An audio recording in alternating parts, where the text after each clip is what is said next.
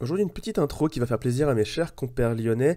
Petite chose à savoir quand vous décidez de savoir qui est le premier joueur et que vous décidez d'utiliser un moyen de hasard, en particulier les dés, préférez lancer un seul D6 ou un seul D20 par exemple, parce que lancer 2 D6 augmente les chances de faire égalité. Par pitié, arrêtez de lancer 2 D6. Eh bien, bonjour à toutes et à tous, ici c'est Ketal, on est là pour faire une première quête analyse du chapitre 2. On commence enfin à s'attaquer aux choses sérieuses. Et on va donc commencer par la reine autorité naturelle qui m'a été demandée en commentaire dans la dernière vidéo. Pourquoi cette carte? Parce que c'est une carte absolument clivante dans ce chapitre 2. Au niveau des personnages super rares, on peut facilement la mettre dans le top 3 si ce n'est première du classement, tant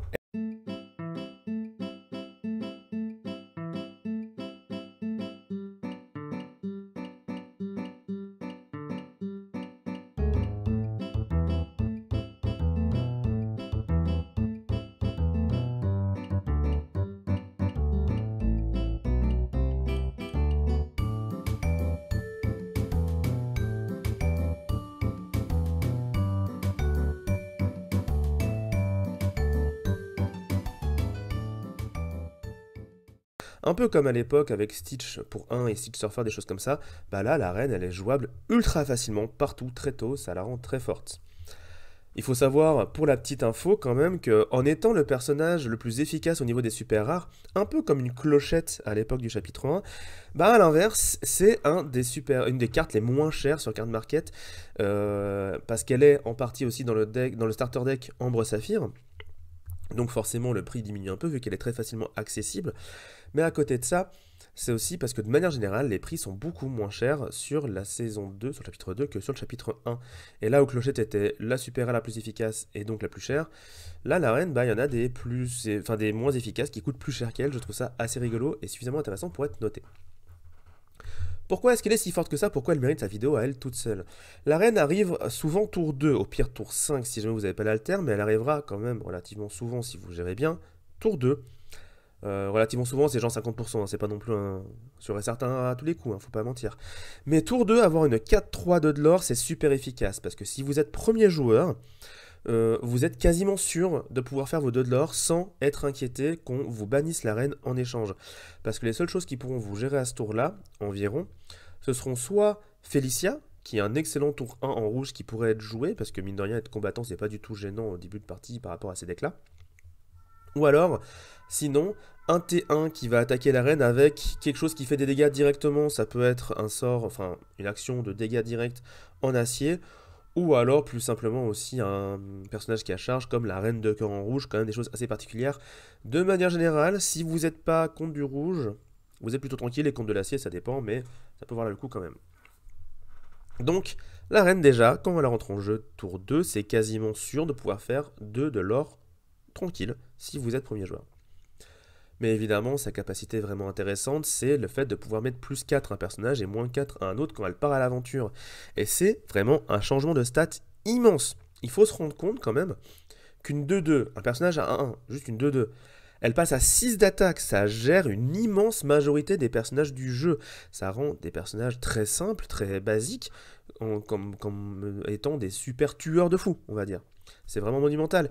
Et à l'inverse, moins 4 sur un personnage adverse, bah sur une 4-4, ça veut dire qu'elle fera aucun dégât en retour, par exemple. Ça aussi, c'est monumental. Même des personnages qui vont commencer à avoir 6 ou 7 d'attaque vont faire que 2 ou 3 de dégâts, finalement, et donc pouvoir se faire gérer plus facilement. Elle permet vraiment de faire des trades de manière ultra optimale, et c'est ça qui la rend très forte. D'autant plus que si l'adversaire n'a pas d'autres personnages capables de la gérer tout de suite, elle va faire ça plusieurs fois, et ça va être une purge à affronter. Bien sûr, vu qu'elle doit être inclinée en partant à l'aventure, d'ailleurs il faut la protéger, ou bien gérer les trades efficacement. C'est-à-dire qu'il ne faut pas qu'il y ait de personnages trop combattants, on va dire, qui ait 3 d'attaque en face pour pas qu'il la gère trop facilement. Au pire, si c'est un personnage qui était utile pour son lore ou pour autre chose et qui part attaquer la reine, bah c'est toujours ça de gagner aussi, donc il faut aussi se rendre compte de ça, qu'au final ça vous fait gagner du tempo derrière. Et évidemment, avec 3 de vie, comme beaucoup de cartes de la méta, fracasser va justement la bannir directement, donc il faudra faire très attention aussi contre les joueurs acier, car elle sera une cible de choix pour les fracasser. Ça permettra de la gérer avant même qu'elle puisse faire sa capacité une fois, et donc de pouvoir vous faire bénéficier de ces trades avantageux. Mais voilà, de manière générale, les persos qu'on charge, il faudra faire attention, fracasser, il faudra faire attention.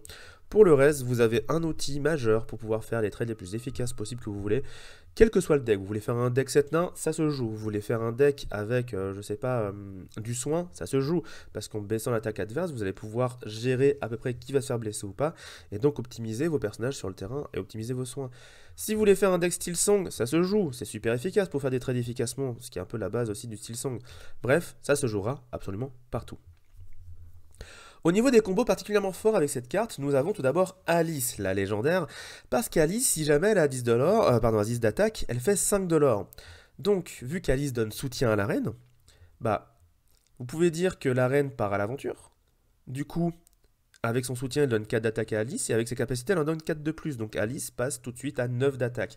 Il suffit d'un autre petit boost pour qu'elle passe à 10, et du coup, ça fera un total de 7 de l'or, 2 de la reine, 5 d'Alice, et potentiellement plus avec d'autres personnages à côté qui aura boosté. Vous pouvez donc faire des tours dévastateurs avec un combo Alice plus la reine, c'est quasiment la moitié de votre condition de victoire, c'est évidemment très très fort.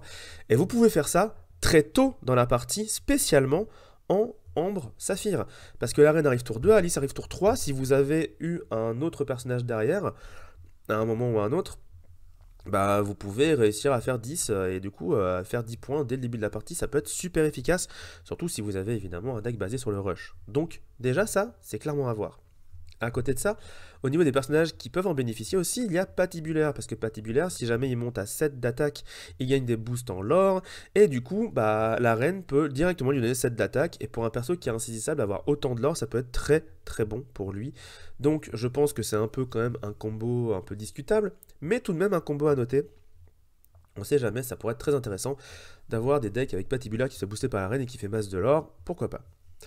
Et évidemment, le combo que tout le monde a vu venir, bien que certains ont encore du mal à y croire, mais je vous le reprécise et je vous le redis, la reine peut tout à fait donner son boost d'attaque à un personnage adverse.